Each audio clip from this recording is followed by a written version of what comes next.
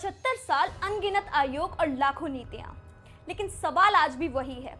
आरक्षण का असली हकदार आज भी पंक्ति के आखिरी छोर पर क्यों खड़ा है?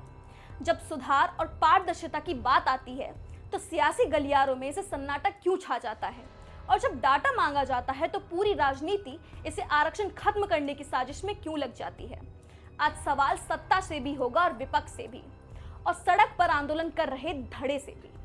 नमस्कार, मैं हूं सोनिया और आप देख रहे हैं आज का प्रहरी एकेपी न्यूज। दिल्ली के जंतर मंतर से लखनऊ की सड़कों तक उठी आवाजों ने देश के सबसे संवेदनशील मुद्दे को फिर से सेंटर स्टेज कर दिया। एक तरफ स्वर्ण और छात्र संगठित मेरिट ने ईडब्ल्यूएस और नियम की समीक्षा को लेकर सड़कों पर है, तो दूसरी तरफ सियासत ने इसे तुरंत संविधान और आरक्षण बचाने के पुराने नैरेटिव में तब्दील कर दिया। अखिलेश यादव हो, चिराग पासवान हो या चंद्रशेखर आजाद, जब भी रिफॉर्म या सब कैटेगराइजेशन की बात उठती है तो जनता के सामने इसे हक छीनने की तरह क्यों पेश किया जाता है? क्या संविधान ने जनता को यह जानने का अधिकार नहीं दिया कि 80 साल में किस तबके को ज्यादा लाभ मिल रहा है, कौन सा वर्ग आज भी विकास की रोशनी में मरहूम है? आइए जानते हैं पूरा मामला क्या है।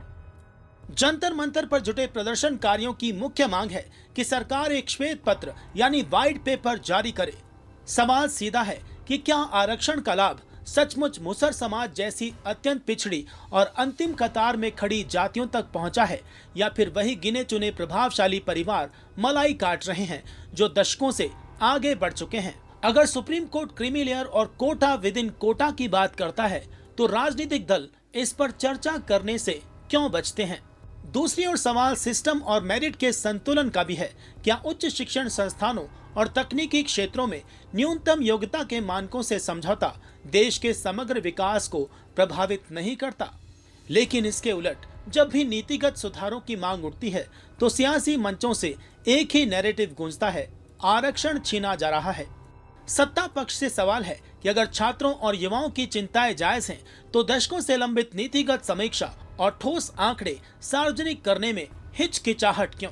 विपक्ष और सामाजिक न्याय के पैरोकारों से सवाल है कि क्या सामाजिक न्याय सिर्फ एक भावनात्मक चुनावी मुद्दा है, या ये सुनिश्चित करना भी उनका काम है कि वंचितों के भीतर जो सबसे ज्यादा पिछड़े हैं उन्हें उनका वाजिब हक मिले? और आंदोलनकारियों से भी सवाल है कि क्या सदियों की ऐतिहासिक गैर बराबरी को केवल एक तात्कालिक नाराजगी के चश्मे से देखा जा सकता है? संविधान अधिकार देता है, लेकिन संविधान ही हर नागरिक को व्यवस्था से पारदर्शिता मांगने की ताकत भी देता है। आरक्षण किसी की खैरात नहीं, बल्कि सामाजिक गैर बराबरी को पाटने का संवैधानिक औजार है। लेकिन अगर औजार की धार कमजोर हो रही है तो उसे सुधार में परहेज क्यों? डाटा छुपाने से हकीकत नहीं बदलेगी और नैरेटिव गढ़ने से पंक्ति के आखिरी व्यक्ति का पेट नहीं भरेगा। मलाई कोई भी खा रहा हो, इसका जवाब सिर्फ और सिर्फ पारदर्शिता आंकड़ों से ही होगा, सियासी नारों से नहीं।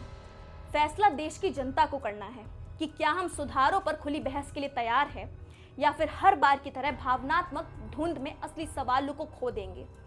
आपको क्या लगता है? अपनी राय हमें कमेंट सेक्शन में जरूर बताएं और हमारे चैनल आज का प्रहरी को लाइक, शेयर और सब्सक्राइब कीजिए। और तब तक के लिए मैं सोनिया आपसे विदा लेती हूँ। धन्यवाद।